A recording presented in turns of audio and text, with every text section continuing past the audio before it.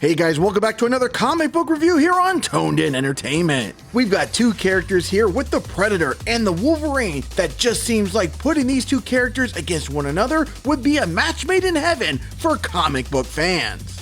Now, does this issue sink its claws into the reader, or is it in desperate need of some healing? Well, let's get on with my comic book review for issue number 1 of The Predator vs. Wolverine from Marvel Comics.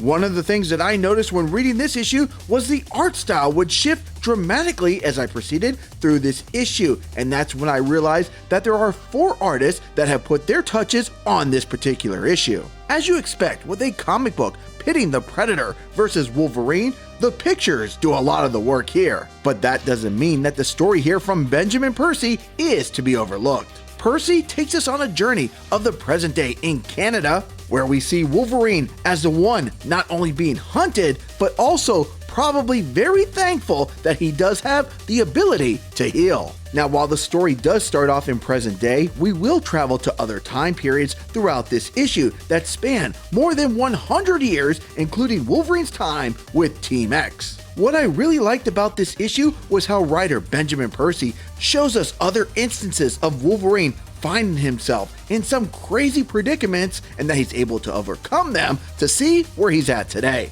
And when I say that he's overcome some challenges, well, it appears that the Predator in present day might not be the first one. Now for my score of issue number 1 of The Predator vs. Wolverine. The story, I'm gonna give it an 8 out of 10.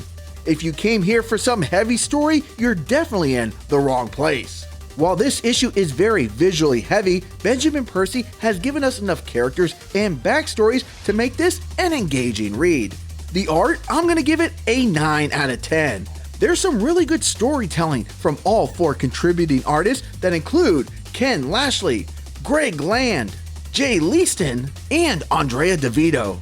From snowstorms, to solving mysteries in the woods, to some crazy bar fights, and even seeing the days when Wolverine was hanging with Sabretooth, Jackson, Cruel, and Maverick on a mission during their days in South America years ago in Team X, there's definitely a lot to enjoy here. But of course, the standout here for me is the Predator and Wolverine scenes, because they're definitely show stealers. The momentum, I'm going to give it a 9 out of 10. Now, this is only planned to be a 4-issue series, and if issue number 1 is any indication of how the rest of the series is going to be, then I think we're in for a really fun ride in the next 3 issues. The fun factor, I'm going to give it an 8 out of 10. It was definitely a really solid issue, and to be honest, it was actually better than I expected. So my final score for The Predator vs. Wolverine issue number 1 is going to be an 8.5 out of 10. Now there is one downside to this issue, that it does come at a heftier price point than most comics, costing $7.99.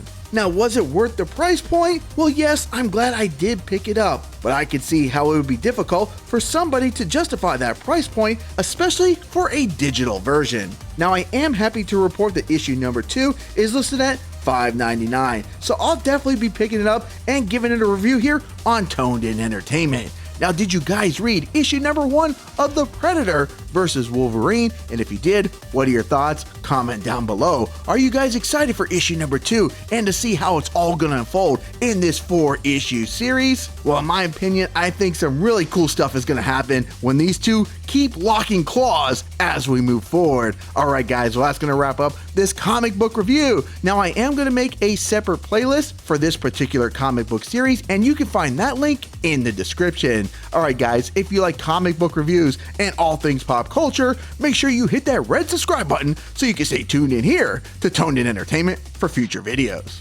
Subscribe to the channel. Do it. Go now. Do it now.